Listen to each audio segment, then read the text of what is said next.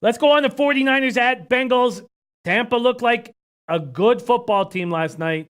We know that Bowles is a great defensive coach. We know that Arians can handle quarterbacks. Can he handle Winston? We'll have to see. I loved that the Niners stayed out east and we're in Youngstown. And I think that after we saw how good Tampa looked last night, maybe we can give a little bit more credit to this 49ers defense and back the 49ers like Teddy Covers is doing with the 49ers +2. But I know way more people backing these Bengals than I do backing these Niners. And I think regardless of what was going on, flu or whatever, in the Buccaneers locker room, that was a very tough week one spot for the Niners. Very hot, very humid. I know Jimmy G did not look good, and the Niners didn't look good until Jimmy G stopped taking any risks, knowing that finally the Niners have a real nice pass rush, a real nice edge rush. I want to back the 49ers here, but I'm a 49ers fan, and that's the reason why I haven't made the bet yet. But I want to back the 49ers here, and I want to do it badly. I know we always talk how hard it is two road games to start off the year, but I love that they're in Youngstown all week. And I like this 49ers squad. Donnie Rightside, Niners, Bengals. Yeah, leaning toward. I don't have an official play on this one, but same way we talked about on Tuesday, Jim. I'm still going to lean towards the San Francisco 49ers. I like, it was an odd game to say the least, and how many touchdowns and odd turnovers were in that Tampa Bay game. But it says, look, one team still has to win and perform in that game. And how about the San Francisco 49ers, including their secondary, actually getting turnovers? I'm not too sure what to make of Cincinnati because I was low on them entering the season, and I didn't think they had any chance at going on the road and winning at Seattle. And they put up a game effort, and if you watch most of that football game, maybe they possibly should have actually won that game, but that might say a little bit more about the Seattle Seahawks than it does against Cincinnati. They're at home, and yes, it is tough. I love the angle because we all know if you've played sports before, coming together, no outside distractions, staying in Ohio, you already picked up the 1-0 heading into this game.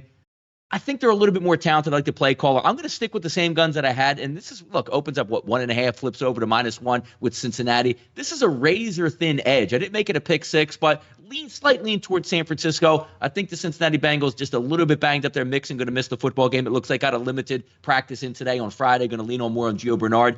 I think they were a little bit better than what they actually showed not as good as what they actually showed last week in Seattle. I'll lean on San Francisco, but no real angle on this one for me, Jimmy. I want to make a move on the 49ers. I did have interest in the over, and that's gone now. I think I'm uncomfortable with the total at this point. 49ers, Bengals, Whale Capper, what's your move?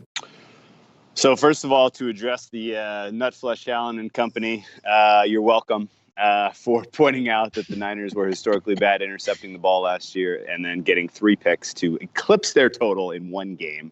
And, shame on me, really, because I knew better. There are certain there are certain stats, there are certain characteristics that are consistent year over year.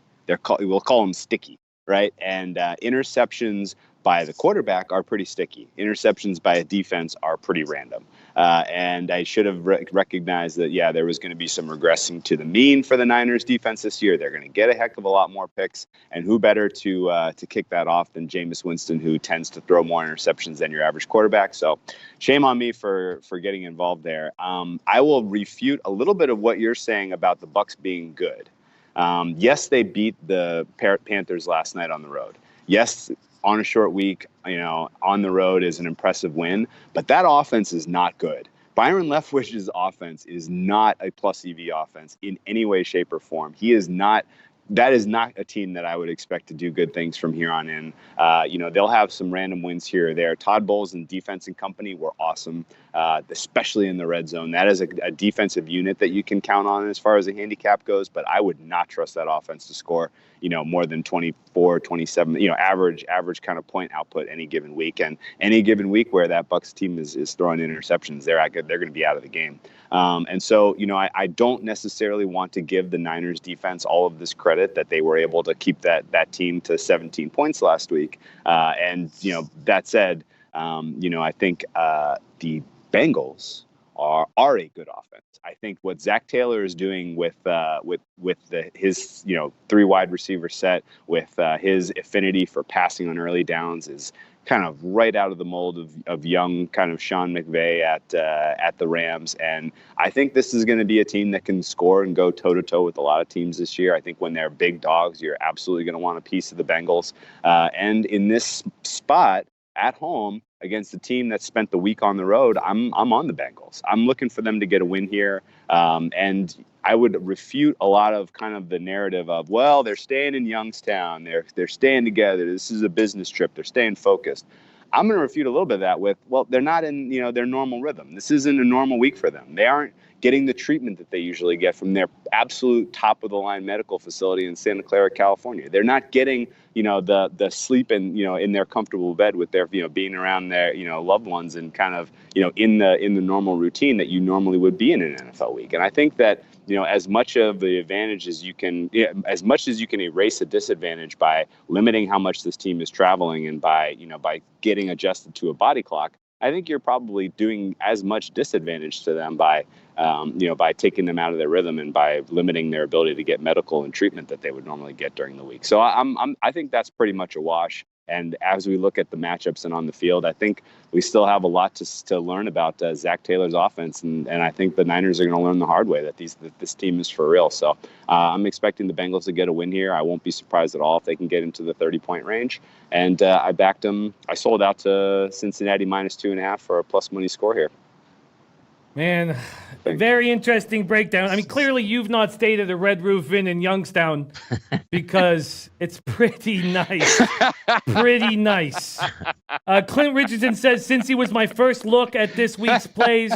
Ant Fam says, last week Niners gave up a lot on the ground, but Quan Alexander was ejected. Seth Hagen says, what about the fact the Bengals abandoned the run when all passed with a new OC that had Dalton running RPOs? Zero way to prepare for that. First game tape for Zach Taylor as well. Advantage Niners. Advantage Niners. I guess what worked for me last year was when I was on the side and one of you guys were on the other side was just to back off. But if I back off here and the 49ers go back, San Francisco 2-0 and I've made $0 off them, I'll hate myself. Let's move on. Let me ask you a quick question, Jimmy. Sure. As a Niners fan, you've watched a lot of the Niners over the last couple of years. This offense that is very Rams-esque, Niners stopped that pretty effectively, right?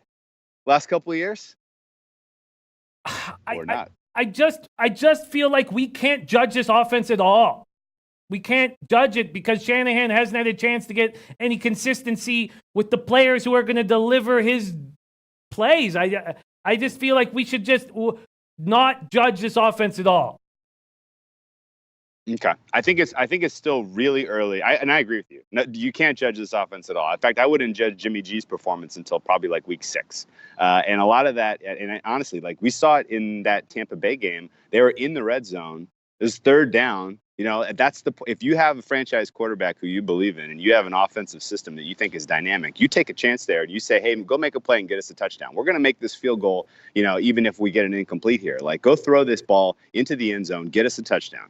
What do they do instead? They do this dump off safe nonsense and make the field goal instead of a 28-yarder, it's a 26-yarder. It was absolutely stupid. It tells you that Shanahan does not have confidence in Jimmy G yet, and I think that's a problem. And it's going to take Jimmy G at least half a season to really get into the to the rhythm coming off this ACL injury. And honestly, like the Niners defense has never been able to stop the Sean McVay style attack. They gave up 40-something points on average over the last, not 40, I know, but it's like in the 30s. Like every time they come up against this unit, they get shredded. And I think Zach Taylor is gonna emulate that in spades on Sunday.